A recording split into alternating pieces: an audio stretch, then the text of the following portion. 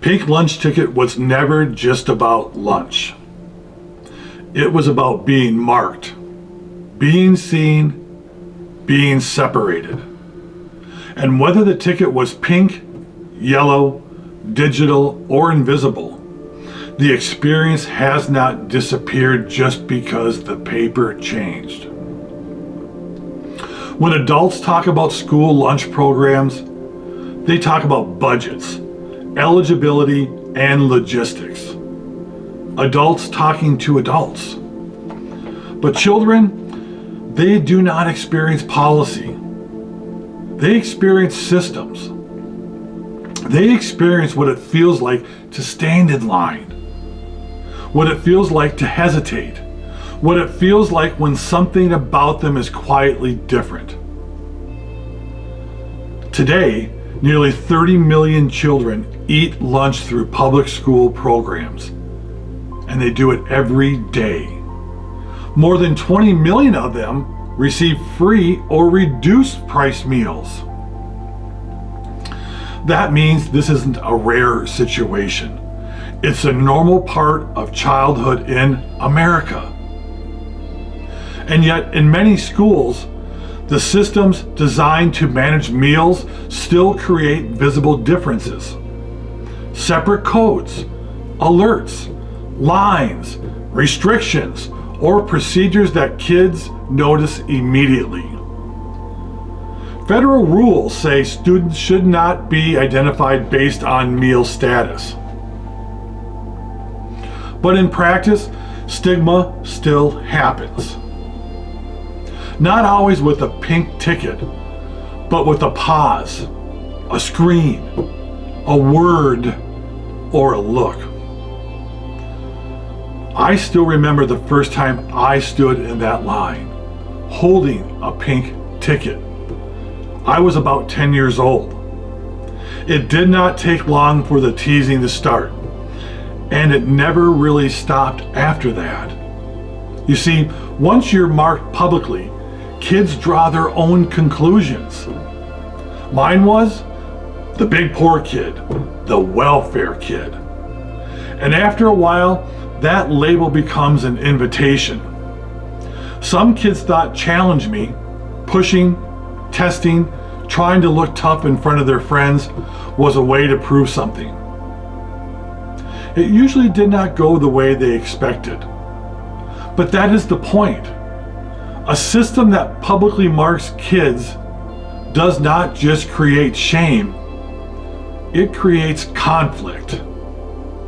And this is where we need to be honest. A system can say it cares about kids and still fail to care for them in the moments that matter. You see, caring for kids means protecting their dignity, especially when they have the least power. And any system that solves an adult accounting problem by making a child carry the signal publicly, well, they have already failed that test. So what do we do about it? First, remove visible markers entirely.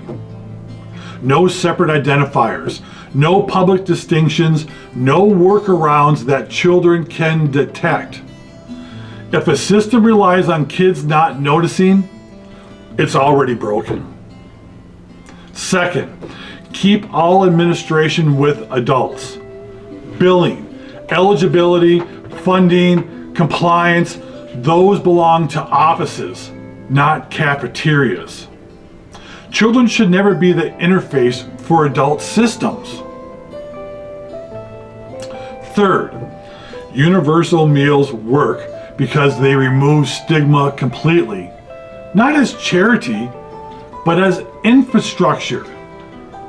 Now here's something, kids eat. Kids eat every day. And that is not political, that is biological. And fourth, fund and protect programs for American children born or naturalized, first and fully. If we are going to talk about compassion, and responsibility.